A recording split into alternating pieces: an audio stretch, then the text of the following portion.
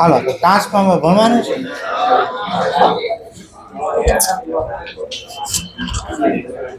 હાલો જો ટ્રાન્સફોર્મર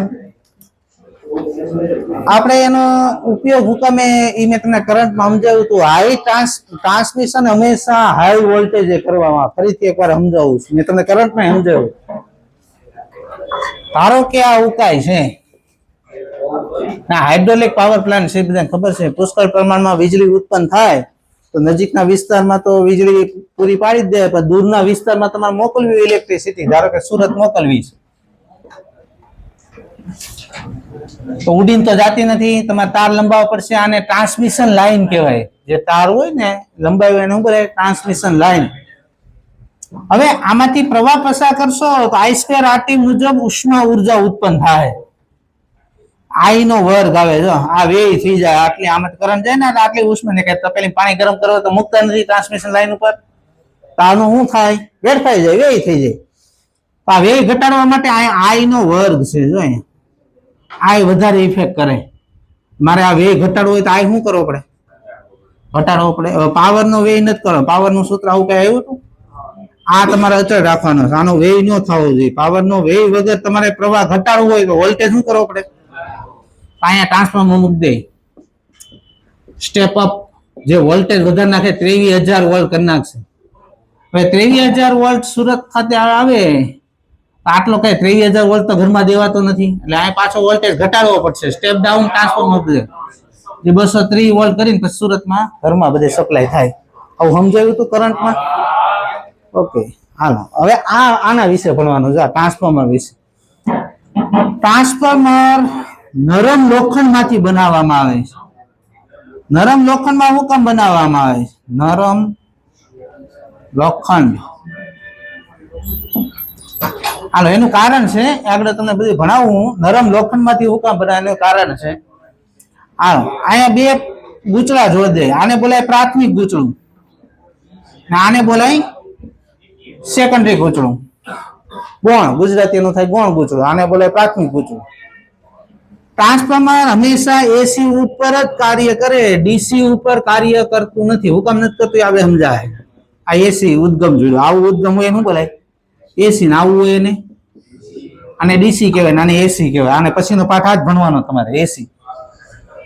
હાલો હવે આમાંથી પ્રવાહ પસાર થાય, આ તો એસી પ્રવાહ છે. એસી પ્રવાહ આવો હોય, જાવ વધઘટ થાય. આપણે હવે પ્રવાહ વધઘટ થાય તો આની સાથે સંકળાયેલ ચુંબકીય ક્ષેત્રરેખામાં ફેરફાર થાય. આમાં પ્રવાહ બદલ્યો તો આની સાથે સંકળાયેલ ચુંબકીય ક્ષેત્રમાં ફેરફાર થાય ને આમાં EMF ઉત્પન્ન થાય. અને કયો સિદ્ધાંત કહેવાય? પ્રાથમિક ગૂંચળામાં પ્રવાહ બદલો અને સેકન્ડરી ગૂંચળામાં EMF ઉત્પન્ન થાય. અનન્ય પ્રેરકત્વના સિદ્ધાંત ઉપર ટ્રાન્સફોર્મર કાર્ય કરે છે. હાલો બીજી વસ્તુ, મેં તમને કીધું ડીસી ઉપર કાર્ય નથી કરતું. હું કેમ નહીં કરતું? અહીંયા હું ડીસી જોડું તો આમાં પ્રવાહ બદલાય. ડીસી પ્રવાહ આવું હોય ના આવો, આમાં પ્રવાહ ન બદલાય. આની હારે સંકળાયેલ ક્ષેત્રરેખામાં ફેરફાર થાય. ફેરેડે શું કીધું કે ગૂંચળાની સાથે સંકળાયેલ ક્ષેત્રરેખામાં ફેરફાર થાય તો EMF ઉત્પન્ન થાય. હવે આમાં ફેરફાર જ નહીં થાય ચુંબકીય ક્ષેત્રમાં, આમાં EMF ઉત્પન્ન થવાનો. એટલે ટ્રાન્સફોર્મર ડીસી ઉપર કાર્ય કરતું નથી. એક સવાલ છે નીટમાં, પ્રાથમિક ગૂંચળા હારે લેકલાન્સ કોષ જોડ્યો છે તો તમને પૂછ્યું છે સેકન્ડરી ગૂંચળામાં કેટલો EMF ઉત્પન્ન થાય? 0. જવાબ આવે એનો 0, કારણ કે ટ્રાન્સફોર્મર ડીસી ઉપર કાર્ય કરે નહીં. શું કામ ન કર્યું સમજાણું? ઓકે ચલો. હવે આ નરમ લોખંડ માંથી હું કામ બનાવ્યું છે એ સમજાવું છું. નરમ લોખંડ એટલે અહીંયા વાપર્યું છે એના 3 કારણ છે. કેટલા? પહેલા તો આને પરમિએબિલિટી વધારે હોય. પરમિએબિલિટી એટલે હું એ ખબર? પેલા આગળના ચેપ્ટરમાં હું ભણાવ્યું? પરમિએબિલિટી એટલે શું થાય? ચુંબકીય ક્ષેત્ર રેખા પાસ કરવાની ક્ષમતા, એને પરમિએબિલિટી કહેવાય. આવું આવ્યું હતું. આમાં ચુંબકીય ક્ષેત્ર રેખા ઇઝીલી પાસ થાય ને સામેના ગૂંચળા સંકળાઈ જાય, એટલે નરમ લોખંડ વાપર્યું. બીજું, નરમ લોખંડનું હિસ્ટેરેસિસ સાયકલ પાતળું હોય. તમે નીકળી ગયું સિલેબસમાં, તમે આ મેગ્નેટિઝમમાં જોવો ને તો જે નીકળી ગયું છે ને કોષ્ટક દોરેલું હશે. સ્ટીલ અને નરમ લોખંડના કોષ્ટક હિસ્ટેરેસિસ સાયકલ દોરેલા હશે. સ્ટીલનું હિસ્ટેરેસિસ સાયકલ પહોળું હશે, નરમ લોખંડનું સાંકડું દોરેલું હશે. જોઈ લેજો તમે. તો એ પહોળું સાયકલ હોય એટલે શું કહું, એનું ઇનિંગ શું થાય ખબર? એમાં ઉષ્મા ઉર્જા વધારે ઉત્પન્ન થાય, ગરમ વધારે થાય પદાર્થ. નરમ લોખંડનું હિસ્ટેરેસિસ સાયકલ પાતળું છે એટલે એમાં ગરમ નહીં થાય. એટલે ટ્રાન્સફોર્મર તમે લાંબા સમય સુધી શરૂ રાખી શકો. સમજાણું? Hysteresis cycle. ટ્રાન્સફોર્મર ગરમ થઈ જતું શું થાય? આ પંખો તમે હટાવે રાખો, શરૂ રાખ્યા રાખો, શું થાય? અંદર વાઇન્ડિંગ બધું બળી જાય, તાર બધા બળી જાય, ગરમ થાય હીટિંગ ઇફેક્ટ ના કારણે. તો ટ્રાન્સફોર્મર છે ને 365 થી શરૂ જ હોય, બંધ જ નહીં કરવાનો. અગર ઇલેક્ટ્રિસિટી ઠપ થઈ જાય, બંધ થઈ જાય તો. એટલે ટ્રાન્સફોર્મર માં નરમ લોખંડ એટલે વાપરે છે, એનું હિસ્ટેરેસિસ સાયકલ કેવું છે? પાતળું, એટલે ઉષ્મા ઉત્પન્ન નહીં થાય, એટલે ગરમ થાય નહીં. હાલો બીજો અહીંયા આની પર જયારે આ નીકળી ગયું છે, આની પર જયારે બદલાતો જતો ચુંબકીય ક્ષેત્ર લાગે ને તો આમાં એડી પ્રવાહ ઉત્પન્ન થાય. એડી પ્રવાહ પાણીમાં ભૂંગળી થાય ને એને એડી પ્રવાહ કહેવાય. આ એડી પ્રવાહ ઘટાડવા માટે ને ઉપાય કરેલા છે. એડી પ્રવાહ ઘટાડવા માટે આખો લોખંડનો ટુકડો ન લઈ, આ લોખંડનો ટુકડો છે, આખો લોખંડના ટુકડા વાપરે નહીં. આમાં આ લોખંડના ટુકડાની બટેકાની કેમ વેફર પાડવી એ રીતે સ્લાઇડ કરી નાખે. આને સ્લાઇડ કરીને બે સ્લાઇડ વચ્ચે વાર્નિશ લગાવી દી, એને લેમિનેટેડ કોર કહેવાય. શું બોલે? તમે ટ્રાન્સફોર્મરની આકૃતિ જો ને સ્લાઇડ બતાવેલી હશે, જોઈ લો. એવું કામ બનાવી છે? એડી પ્રવાહની અસર ઘટાડવા માટે. હું એડી પ્રવાહની અસર ઘટાડવા માટે કોર લેમિનેટેડ કરવામાં આવે છે. મેં તમને આમાં ભણાવ્યું, આમાં 3 વ્યય થાય, સાંભળજો. એક તો તારમાંથી પ્રવાહ પસાર થાય એટલે આઈ સ્ક્વેર આરટી મુજબ વ્યય થાય. આ એડી પ્રવાહ ઉત્પન્ન થાય એટલે એમાં વ્યય થાય. ને નરમ લોખંડ છે, ભલે હિસ્ટેરેસિસ સાયકલ સાંકડો છે પણ વ્યય તો થાય ને થોડો. કેવો? તો 3 વ્યય થાય. કેટલા? જૂલ અસર દ્વારા, એડી પ્રવાહના કારણે અને હિસ્ટેરેસિસના કારણે 3 વ્યય ટ્રાન્સફોર્મરમાં થાય. કેટલા વ્યય થાય? 3. હાલો અહીં ધ્યાન રાખો. હવે આ પ્રાથમિક ગૂંચળું છે. ઇનપુટ હંમેશા પ્રાથમિક માંથી કરવાનું, સેકન્ડરી માંથી આઉટપુટ લેવાનું. જે પણ વોલ્ટેજ તમારે વધારવો છે કે ઘટાડવો, અહીંયા જોડવાનું. બધી ઘટીને અહીંયા આવશે વોલ્ટેજ. ઇનપુટ ક્યાંથી કરવાનું, આઉટપુટ ક્યાંથી લેવાનું? આ ઇનપુટ નું બધું લખું છું. પ્રાથમિક ગૂંચળામાં આટા એનપી, પ્રાથમિક ગૂંચળાનો ઈએમએફ ઈપી, પ્રાથમિક ગૂંચળાનો વોલ્ટેજ વીપી, પ્રાથમિક ગૂંચળાનો પ્રવાહ આઈપી. આ બધું સેકન્ડરી નું લખું છું. એનએસ સેકન્ડરી માં આટા, સેકન્ડરી નો ઈએમએફ, સેકન્ડરી નો વોલ્ટેજ, સેકન્ડરી નો પ્રવાહ, ને બધું લખેલું છે. બધી સેકન્ડરી નું એસ વડે અને પ્રાથમિક નું પી વડે દર્શાવો. હાલો હવે તમને ફેરેડે નો નિયમ ભણાવો. તમે આવો અહીંયા, તમે જો ઈએમએફ ને આટા સપ્રમાણમાં છે. દેખણા આમ લખીએ ગઈ ઈએસ પ્રોપોર્શનલ ટુ એનએસ ને ઈપી પ્રોપોર્શનલ ટુ એનપી. તો આમ ગુણોત્તર લ્યો એટલે આવું થાય. ES by EP is equal to ns by np. EMF is equal to voltage. તમે લખાય vs by vp. રેડી? હાલો મેં તમને કીધું ટ્રાન્સફોર્મરમાં 3 વ્યય થાય. એટલે ક્યારે ઇનપુટ વોલ્ટેજ આપો, ઇનપુટ પ્રવાહ આપો, ઇનપુટ પાવર આપો તો આ આઉટપુટમાં એટલો પાવર મળવાનો છે ને વ્યય થાય. આ પંખો છે, અને તમે 100 વોટ પાવર આપો, એ તમને પાછો 100 વોટ આપે? વ્યય થાય કે? આઉટપુટ પાવર હંમેશા ઇનપુટ પાવર કરતા ઓછો જ હોય. આદર્શ પરિસ્થિતિ લેવાની આવશે, તમારે લખેલું જશે દાખલામાં. આદર્શ ટ્રાન્સફોર્મર કોને કહેવાય? જેનો ઇનપુટ પાવર ને આઉટપુટ પાવર સમાન હોય એને આદર્શ ટ્રાન્સફોર્મર કહેવામાં આવે. હવે ઇનપુટ પાવર કેમ લખાય? પાવર નું સૂત્ર બધાને આવડતો હશે. P બરાબર VI, અહીં રો V, અહીં રો I, કરો બેનો ગુણાકાર. ઇનપુટ પાવર કેમ લખાય? VP IP. સેકન્ડરી પાવર કેમ લખાય? VS IS. હાલો આપણે ઓલું પદ આગળ વધારવાનું છે. અહીં રો VS ને અહીં રો VP, જાવ દે છેદમાં. VS by VP is equal to IP by IS. મૂકો અહીંયા IP by IS મૂકી દીધો. હાલો ટ્રાન્સફોર્મરની કાર્યક્ષમતાનું સૂત્ર લખવું કેમ લખાય? તો આપણે ખબર કાર્યક્ષમતાનું બેઝિક સૂત્ર છે આઉટપુટ પાવર ભાગ્યા ઇનપુટ પાવર ગુણ્યા આ ટ્રાન્સફોર્મર, આ બેઝિક સૂત્ર. હાલો આઉટપુટ બરાબર VS IS. ઇનપુટ ક્યાંથી લ્યો? પ્રાઇમરી માંથી. VP IP ગુણ્યા શું? આના 3 દાખલા છે નીટમાં, જો આના ટ્રાન્સફોર્મરની કાર્યક્ષમતા ઉપરના. હાલો હવે સેકન્ડરીમાં આટાની સંખ્યા અને પ્રાથમિક ગૂંચળાની આટાની સંખ્યાને બોલાય ટ્રાન્સફોર્મેશન ગુણોત્તર કે. શું બોલાય? ટ્રાન્સફોર્મેશન ગુણોત્તર કે. હાલો હવે 2 પ્રકારના ટ્રાન્સફોર્મર આવે, સ્ટેપ અપ અને સ્ટેપ ડાઉન. હવે સ્ટેપ અપ ટ્રાન્સફોર્મર દોરવું હોય કઈ રીતે દોરાય? આ પ્રાથમિક ગૂંચળું વોલ્ટેજ શું કરે? આ વધારે. વોલ્ટેજ ક્યારે વધશે? આના કરતા ઓલામાં આટા કેવા દોરવા પડશે? વધારે. આ સેકન્ડરી. બે લીટા કરવાના. આ ટ્રાન્સફોર્મર નો સિમ્બોલ છે. બે લીટા કરીને બે બાજુ ગૂંચવા દોરો ને આને ટ્રાન્સફોર્મર કહેવાય. શું બરાબર? આના કરતા આમાં આટા કેવા? સેકન્ડરીમાં આટા, પ્રાઇમરી કરતા કેવા? આટા વધારે તો વોલ્ટેજ ની ઈએમએફ કેવો ઉત્પન્ન થાય? વધારે. પણ પ્રવાહ ઊંધો છે. જો આટાના જો ઊંધો પ્રવાહ છે. પ્રવાહ ઓછો હશે. IS less than IP. હવે ટ્રાન્સફોર્મેશન ગુણોત્તર કેવો થાય? જો સેકન્ડરીમાં આટા કેવા છે?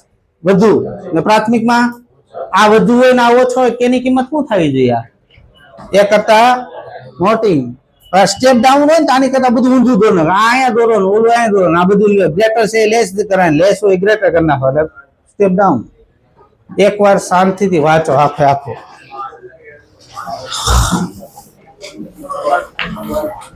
આ થિયરી થઈ ગઈ પૂરી.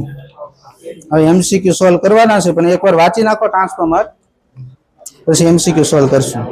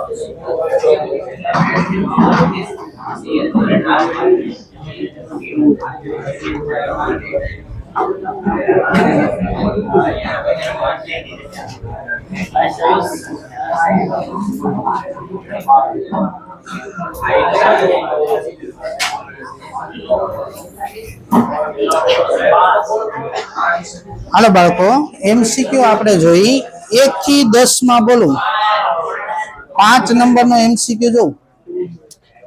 આ નીટમાં છે લગભગ આ એમસીક્યુ. તમને એમ કીધું છે કે આ ગૂંચળું છે. મને એમ કહેતો આ ચુંબક હોય, આ ચુંબક ને હું એમને મૂકી દઉં, કેટલા પ્રવેગથી નીચે જાય ખાલી જવાબ આપો. જી પ્રવેગથી નીચે જાય ને હવે તમને આ દાખલામાં એવું પૂછ્યું છે, આ ચુંબક છે એને ગૂંચળા ઉપર રાખીને મૂકો તો એનો પ્રવેગ જી કરતા વધુ ઓછો કેટલો હોય? તો આપણે લેન્ઝનો નિયમ ભણાવ્યો યાદ છે? અહીં કયો ધ્રુવ છે, અહીં કેવો ઉત્પન્ન થાય, એનો વિરોધ થાય એ રીતનો ધ્રુવ ઉત્પન્ન થાય ને. હવે આ એન અને એન વચ્ચે શું થાય? તો બળ કઈ બાજુ લાગશે? આનો પ્રવેગ જી કરતા કેવો થઈ જાય? હા, આનો પ્રવેગ જી કરતા ઓછો થઈ જાય, લેસ ધેન જી. ઓપ્શન આવશે એનો સી. 8માં એક ભૂલ છે, સુધારવા વિનંતી. ખોટું ગોતવાનું છે ને, ખોટું. એટલે આય વધે, ઈએમએફ વધે, આય વધે, ક્યુ અચળ રહે. હા, દિલ્હી જવાબ આવે 8માં. સુધારવા વિનંતી. 8માં પેલા દિલ્હી કરી નાખો તો 8માં સી આપ્યો છે ને, એને ડી કરો, ડી.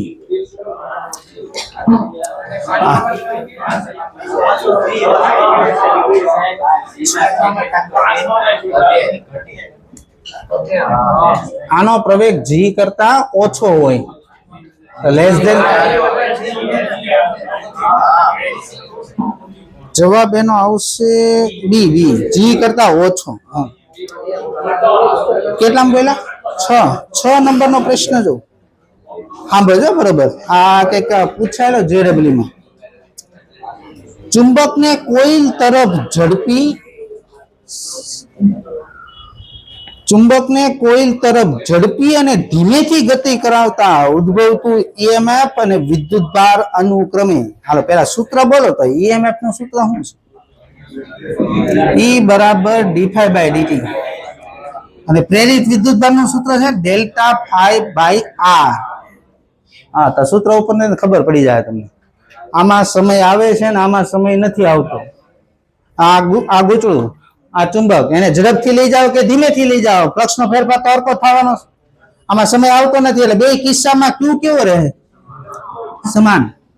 આમાં સમય આવે જાય, ધીમેથી લઈ જાઓ તો સમય વધારે લાગશે, તો આ ઈએમએફ ઓછું ઉત્પન્ન થાય, ને ઝડપથી લઈ જાઓ તો સમય ઓછો, ઈએમએફ વધારે ઉત્પન્ન થાય. તો પેલા કેસમાં ઝડપી લઈ ગયા છે, ઝડપી લઈ ગયા એટલે સમય ઓછો થાય, તો ઈએમએફ શું થાય? આ ઘટે, તો આ શું થાય? તો પેલા કેસમાં ઈએમએફ વધારે ઉત્પન્ન થાય, ને વિદ્યુતભાર તો બે કેસમાં હરખા જ ઉત્પન્ન થાય. એવો ઓપ્શન ગોતો, બી જવાબ આવે એમાં. બોલે ને પછી 10 સુધીમાં બોલો. 10 સુધી એટલે 10 સુધી જ બોલવાનું, પછી હું બોલું ને આગળ તો બોલવાનું. 10 સુધી છે કે ને? 9 નંબરનો પ્રશ્ન જો. 70 સેન્ટીમીટર સ્ક્વેર ક્ષેત્રફળ અને 2000 આટા ધરાવતી કોઇલ પર ચુંબકીય ક્ષેત્ર લંબ લાગે છે અને ચુંબકીય ક્ષેત્ર 0.3 વેબર પર મીટર સ્ક્વેર હોય તો કોઇલને 0.1 સેકન્ડમાં 180 ડિગ્રી ફેરવતા ઉદ્ભવતો ઈએમએફ શોધો. ઈએમએફ નું સૂત્ર છે ભાઈ n d∅dt. હવે અહીંયા આટા લઈ લીધા એટલે આમાં આટા નહીં લેવાના. ફ્લક્સ નું સૂત્ર છે ba cos θ. હાલો પહેલા ખૂણો 0 cos 0 1 એટલે ફ્લક્સ થયું ba જેટલું. આ શરૂઆત નહીં, પછી 180 ડિગ્રી ફેરવા, 180 cos -1 એટલે -ba થયું. તો ફ્લક્સ નો ફેરફાર કેટલો થાય? આમાંથી આ બાદ કરો તો 2ba. Minus ba, minus plus થઈ જાય એટલે 2ba. હાલો મૂકો, આયા ફ્લક્સ નો ફેરફાર કેટલો આવ્યો? 2ba જેટલો બાય t. હાલો મૂકો મળો. આટા કેટલા આપ્યા તમને રકમમાં? 2000 ગુણ્યા 2. ચુંબકીય ક્ષેત્ર આપ્યું છે 0.3, ક્ષેત્રફળ આપ્યું 70 સેન્ટીમીટર સ્ક્વેર, મીટર સ્ક્વેરમાં 10⁻⁴. સમય તમને આપેલો છે દાખલામાં 0.1. 1 2 3 આ 4, આના 10 ઉપર જાય, ભલે પેલા આ 4 ને આ 4 ઉડાડ નાખો, આના આ પોઈન્ટ ઉડી જાય. આ 3 ગુણ્યા 7, 7 તેરી 21, 21 ગુણ્યા 4 84. જવાબ આવશે બી ઓપ્શન 9માં 84 વોલ્ટ.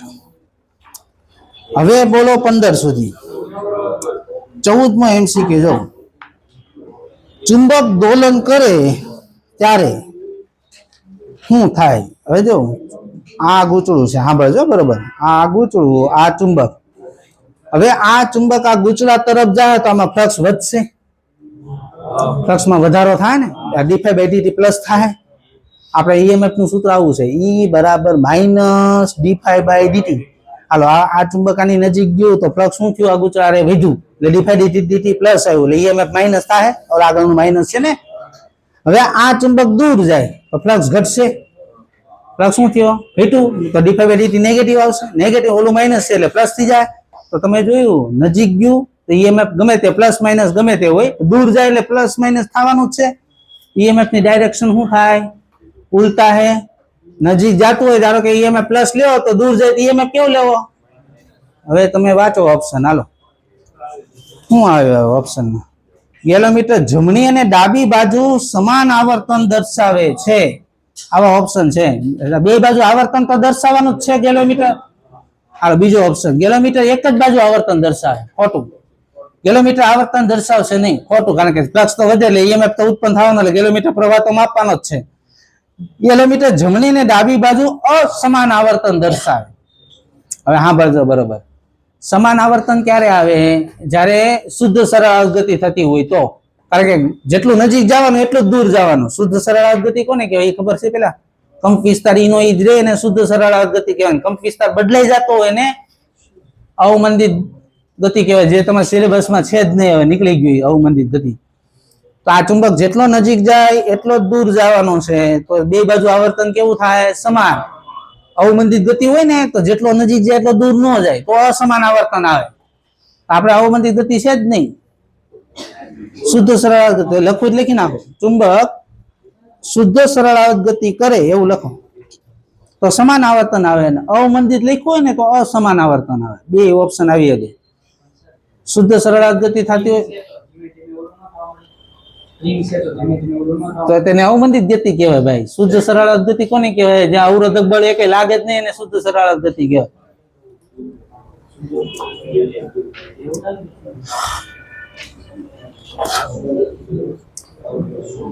શુદ્ધ સરળ ગતિ કોને કહેવાય, એક કઈ પ્રકારનું અવરોધક બળ નો, તું બોલે ને સ્પ્રિંગ છે તો ઈ નો લાગવું જોઈએ, એને શુદ્ધ સરળ ગતિ કહેવાય.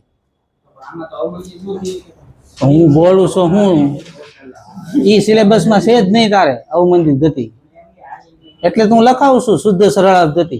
શુદ્ધ સરળ ગતિ હોય તો એ આવે, અવમંદિત ગતિ હોય તો ડી આવે, એમ બોલું છું. હાલો એની પછીનો પ્રશ્ન બોલો, 15મો પ્રશ્ન જો. હાલો, એન આટા ધરાવતું એક ગૂંચળું ગેલોમીટર સાથે જોડેલું છે. ગૂંચળાનો અવરોધ R ઓહમ છે, ગેલોમીટરનો અવરોધ 4R ઓહમ છે. આ તંત્ર ટી સમયમાં W1 વેબર ચુંબકીય ફ્લક્સ ધરાવતા વિસ્તારમાંથી W2 વેબર ચુંબકીય ફ્લક્સ ધરાવતા ક્ષેત્રમાં ગતિ કરે તો પરિપથમાં પ્રેરિત પ્રવાહ શોધો. હાલો પેલા ઈએમએફ ગતિ લ્યો, પછી અવરોધોને ભાંગી નાખજો એટલે પ્રવાહ થઈ જાય. હાલો ઈએમએફ નું સૂત્ર બોલો તો પેલા અહીં બોલવાનું છે, ઈ બરાબર માઇનસ એન. હાલો કેટલા આટા, કેટલા આપ્યા આટા જો અંદર આપ્યા, સ્મોલ એન. ફ્લક્સ નો ફેરફાર કેટલો થયો, પેલા કેમાં હતો W1 માં, પછી કેમાં ગયું તો W2 માઇનસ W1. કેટલા સમયમાં ગયું આ, t સમયમાં. આ ઈએમએફ મેળવ્યું, તમારે ઈએમએફ નથી ગોતવાનું, તમારે પ્રવાહ ગોતવાનો. E by R minus N W2 minus W1 by T. Total અવરોધ કેટલા આપ્યો જો તમને લખ્યું છે અંદર, ગૂંચળાનો અવરોધ R છે ને ગેલોમીટરનો 4R છે. આર અવરોધ થયો, આવો ઓપ્શન ગોતો. હવે જવાબ આવશે એનો બી ઓપ્શન આવશે. હાલો બોલો પછી 20 સુધી જો, 20 19 નંબર નો દાખલો જો.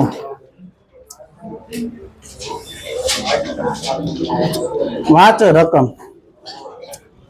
L લંબાઈની બાજુવાળો R અવરોધ ધરાવતી ચોરસ લૂપ સમાન ચુંબકીય ક્ષેત્રમાં V વ્યક્તિ ગતિ કરે તો ઉદ્ભવતો પ્રવાહ કેટલો, 0. કેમ 0? ફ્લક્સ નું સૂત્ર બોલો તો. મેં તમને કીધું ઈએમએફ તો જ ઉત્પન્ન થાય, ફ્લક્સ બદલાય તો. આમાં જો તો ફ્લક્સ બદલાય, બી લખ્યું સમાન, જો લખ્યું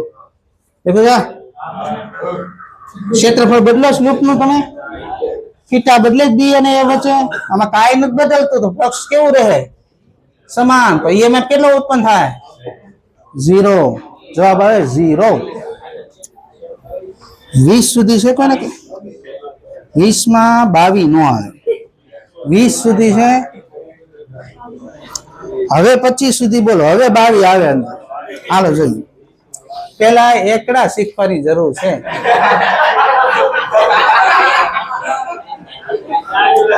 હાલો જો બાળકો ઇધર ધ્યાન, મેં તમને થિયરીમાં આવું ભણાવ્યું હતું, મારે તમને કેવું પડે આવું ભણાવ્યું હતું, કારણ અમુક ને યાદ ન હોય ભણાવ્યું હતું.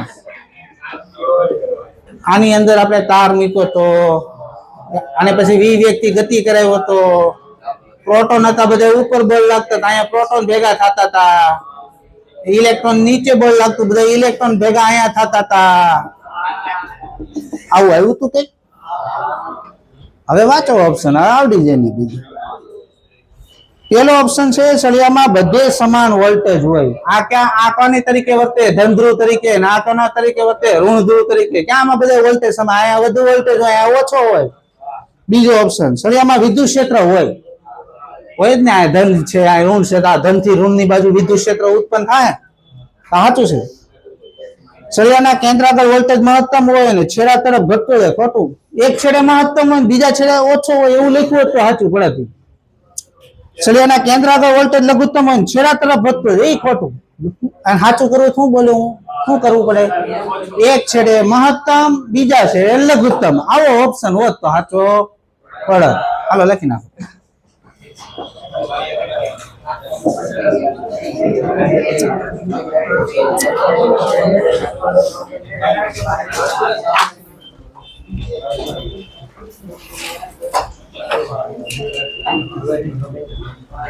તમારે રોજ બધા સાહેબ ભેજા મારી થાય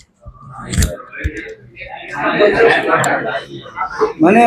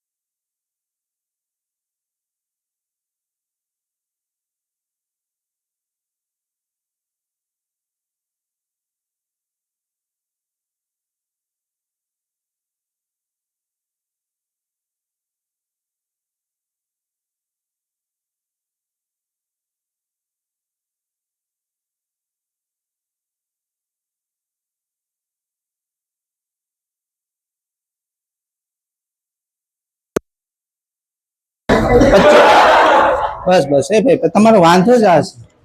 આપણા વરાછામાં વાંધો જ છે, છોકરાને થોડીક રમત કરાવી એટલે એને ભણવાનું ધ્યાન ન હોય.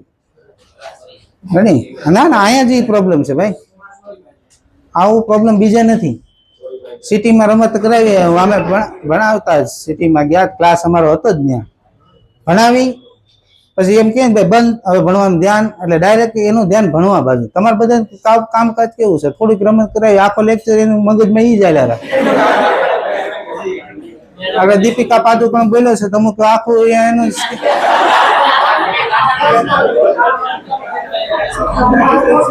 એને મળી આવો હોતા ને હશે ત્યાં, સપના જોવા મળે.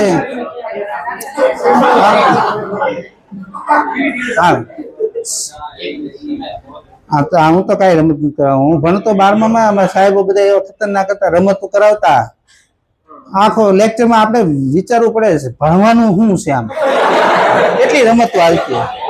પણ ભણવા સમયે ભણતા આવડતું, ઈ તમારામાં ક્વોલિટી નથી. ભણવાનું હોય ત્યાં ભણતા આવડવું, આપણે હવે ભણવાનું છે એટલે ભણવા મળવાનું, તો મેળ આવે. હાલ 25 સુધી કોઈને પ્રોબ્લેમ ખરો? 21 નંબરનો દાખલો જો. પૂર્વ પશ્ચિમ દિશામાં સળિયાને રાખીને મુક્ત કરતા તેના બે છેડા વચ્ચે ઉદ્ભવતું ઈએમએફ, તું ગમે એ દિશામાં રહે, આમ રહે કે આમ રહે, વેગ તો એનો વધવાનો છે, મૂકી એટલે વેગ વધે તો બે છેડા વચ્ચે ઈએમએફ વધવાનો. ઈએમએફ નું સૂત્ર શું છે? BLV. વી વધે તો વેગ વધ્યો તો ઈએમએફ વધશે. હા તો વેગ વધે જ ને, આને મૂકી તો આમ મૂકતો વેગ શું થાય છે? અંદર લખ્યું છે મુક્ત કરતા. એ તો કપાવાનું છે, એ પૃથ્વીનું ચુંબકીય ક્ષેત્ર લાગે. આ પૃથ્વીનું ચુંબકીય ક્ષેત્ર હોય ને, પણ આ પ્રશ્ન હવે ન પૂછાય, કારણ કે પૃથ્વીનું ચુંબકીય ક્ષેત્ર નીકળી ગયું છે. 30 સુધી છે કે 30. 26 નંબરનો પ્રશ્ન જો પેલા, હાલો. 25 સેન્ટીમીટર બાય 10 સેન્ટીમીટર ક્ષેત્રફળ અને 300 આટા ધરાવતી કોઇલને 4 × 10⁻² ટેસ્લા ચુંબકીય ક્ષેત્રમાં 50 RPS ની કોણીય ઝડપથી ફરે છે, ને બી લખાઈ ગયું છે, ફરે છે એવું આવે, ફરે છે તો ઉદ્ભવતું ઈએમએફ શોધો. આ કેનો દાખલો છે એ પેલા કહેતો. એક ક્ષેત્રફળ વાળી વસ્તુ છે, લૂપ, એ ચુંબકીય ક્ષેત્રમાં ભ્રમણ કરતો હોય તો ઈએમએફ પૂછ્યું. જનરેટરમાં ઈએમએફ નું સૂત્ર શું આવ્યું હતું? NABω. મૂકો હાલો, આટા તો એક જ, 300 આપ્યા છે, 300 ક્ષેત્રફળ આપ્યું છે 10 25 બાય 10 નું, એટલે 250 સેન્ટીમીટર સ્ક્વેર થાય, મીટર સ્ક્વેરમાં 10⁻⁴.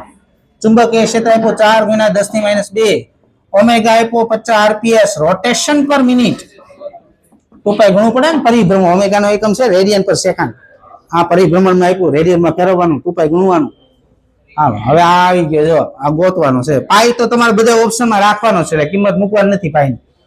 આ 1 2 3 આ 4 મીંડા, આ તો ઉડી ગયું આખું. હાલો 5 × 2 10, અહીં ગુણો તો 40. એક કામ કરો ને, 4 આ 25 ના 4 ગુણ નાખો, 100 થઈ જાય ને, એટલે આ ઉડી જાય ને. હાલો હવે અહીં ગુણો ખાલી 3 × 2 6 ને 6 × 5 30 પાઈ. જવાબ આવે એનો સી ઓપ્શન. જ્યારે પણ સાંભળજો, જ્યારે પણ ગૂંચળું ચુંબકીય ક્ષેત્રમાં ફરતું હોય ને, તે તમારે એને જનરેટર લખેલું નહીં હોય, જનરેટર લઈ જ લેવાનું તમારે. જનરેટરમાં શું હોય, આપણે જનરેટર ભણાવ્યું, એસી જનરેટર, બે ધ્રુવો વચ્ચે એને ગૂંચળું ફરતું હોય, એને ધ્રુવ વચ્ચે, એને જનરેટર કહેવાય. એમાં અહીંયા પૂછે એટલે આ જ સૂત્ર મૂકવાનું, એને બી ઓમેગા. 30મો MCQ જો,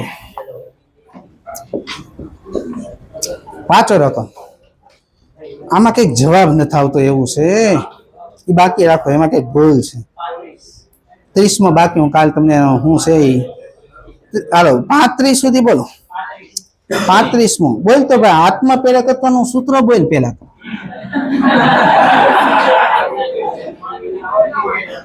μ0n² A/L.